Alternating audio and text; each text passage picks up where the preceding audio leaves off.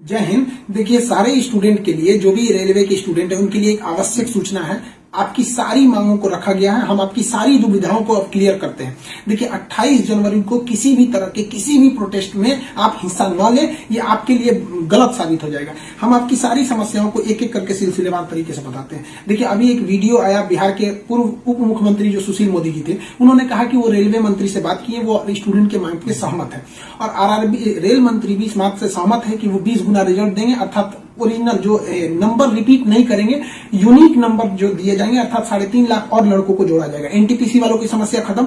Group D वालों की जो समस्या थी, उनके लिए सीबीटी 2 को जो अचानक जोड़ा गया था, उस पर भी वो सहमत हो गए, इसे भी हटा देंगे वहां पर। इस पर प्रधानमंत्री का भी इंटरफेरेंस था, जिस वजह से ये आसानी से हुआ। अब बातों को समझिए, इसमें गलती रेल मंत्री या प्रधानमंत्री की ओर से नहीं थी, इसमें गलती आरआरबी की ओर से थी। आरआरबी को स्टूडेंट की समस्याओं से मतलब नहीं था, और आरआरबी भी कुछ चीजों से जूझ रही थी। उसको इतने बड़े एग्जाम को कंडक्ट कराने के लिए कोई कंपनी जल्दी नहीं मिल रही थी।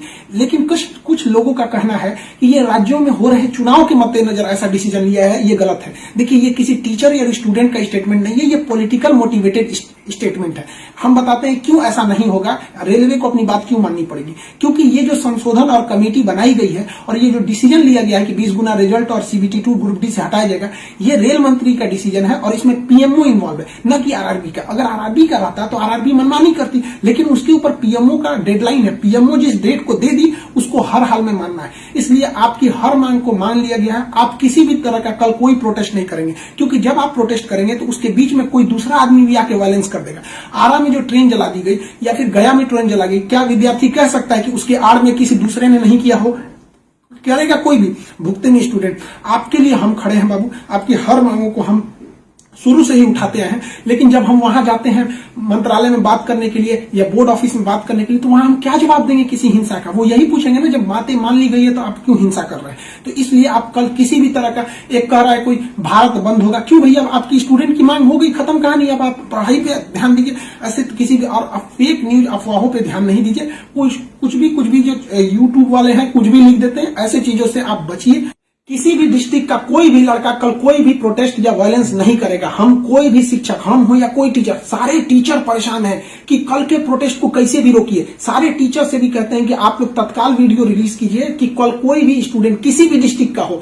रेलवे को इंटेलिजेंस मिला है, रेलवे इंटेलिजेंस वाले हमको कह रहे हैं कि गोरखपुर के कुछ लड़के प्रोटेस्ट कर रहे हैं। गोरखपुर के लड़के क्या अलग से हैं? आप कहीं के भी हो, बिहार, नवादा, नालंदा, कहीं के भी है, आप कल कोई प्रोटेस्ट नहीं करेंगे। आपकी मांगों को माना जा चुका है। हम बता रहे हैं क्योंकि इसमें पीएमओ ने इस बात को माना है, न कि आरआरबी। आरआरबी अगर बोलती तो हम भी कहते कि हाँ, आप 100% भरोसा नहीं कर सकते। इसलिए कल कोई भी प्रोटेस्ट नहीं होना चाहिए, कोई भी बंद नहीं। आप आराम से पढ़ाई कीजिएगा। पॉलिटिकल और भी कुछ बातों का कहेंगे। देखिए, और स्टूडेंट जो कोचिंग के पास आए हैं या जो कहना है भाई, देखिए स्टूडेंट आप सबने बहुत साथ दिया, हम लोगों ने भी आपका साथ दिया, आपने भी बहुत सारे टीचर्स का आप भी साथ दिया। आप सब लोग को हाथ जोड़ के धन्यवाद कहते हैं। लेकिन सारे स्टूडेंट से कहते हैं, देखिए जो भी लड़कों पे केस हुआ है, अभी उसको हम लोग लीगल तौर पे देख रहे हैं कि उन स्टूडेंट के साथ क्या होगा। और जो हम लोग के ऊपर एफआईआर हुई है, उस पर खुद प्रशासन, डीएम और एसपी साहब जो भी पटना के हैं, उन्होंने खुद कहा है कि हर टीचर को वो अपनी बातों को कहने देंगे। एक्चुअली उन लोगों ने गलत न्यूज देखा है, जिस आधार पर उन्होंने बताया गया। बाद में अभी कोचिंग एसोसिएशन की पूरी टीम गई थी, उन्होंने लीगल दिखाया, तो उन लोगों ने भी एक्सेप्ट किया है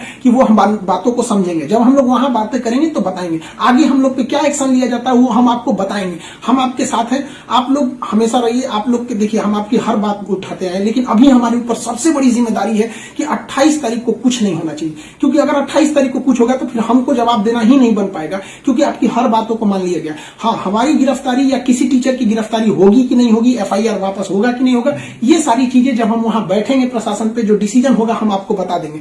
वरना फर्जी न्यूज पे आप लोग ध्यान नहीं देंगे।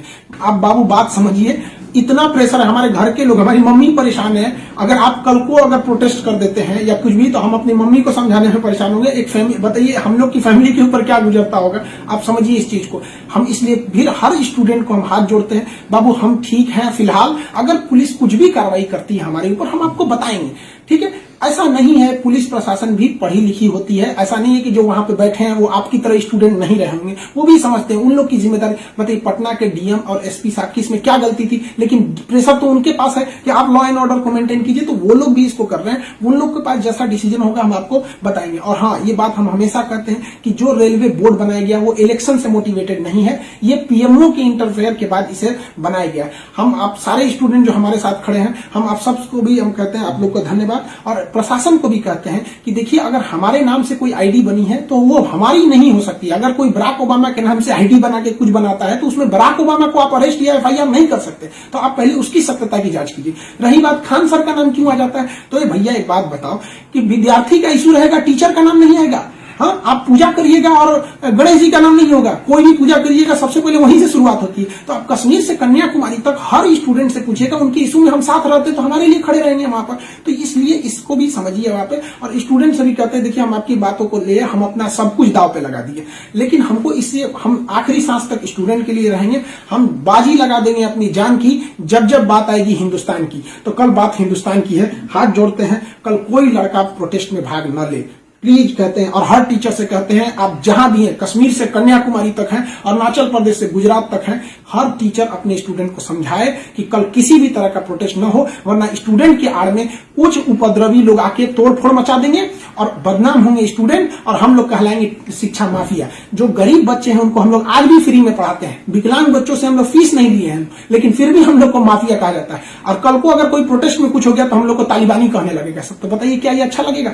सारे स्टूडेंट को कहते हैं आप सब लोग हम आपके साथ खड़े हैं, आप भी हम लोग के साथ खड़े हैं। सारे टीचर्स स्टूडेंट को मना करें, कल किसी भी हाल में 28 जनवरी 20 बार कहते हैं 28 जनवरी कोई भी प्रोटेस्ट, कोई भी हिंसा बर्दाश्त नहीं होगी। इस प्रोटेस्ट में हम या कोई भी टीचर साथ नहीं है आपके। 28 जनवरी का प्रोटेस्ट किसी भी स्टूडेंट या टीचर का नहीं है। बस हम बता दिए आपको, पढ़ाई कीजिए और आपका जो रेलवे बोर्ड बैठी है वो डिसीजन लेगी, क्योंकि इसमें पीएमओ, रेल मंत्री और प्रधानमंत्री भी इन्वॉल्व है। जो गलतियां हुई थी आरआरबी से हुई थी, आरआरबी को इसमें साइड कर दिया गया। हम उम्मीद करते हैं कि हमेशा हम आपके लिए खड़े रहें, कल आप हमारे लिए भी खड़े होइए। 28 तारीख को शांति बनाए रखिए। हाथ जोड़ रहे हैं आप सभी लोग से, मिलेंगे जैसी सूचना होगी आगे। प्रशासन हम लोग पे क्या कार्रवाई करता है इसकी भी हम आपको सूचना देंगे। जय हिंद।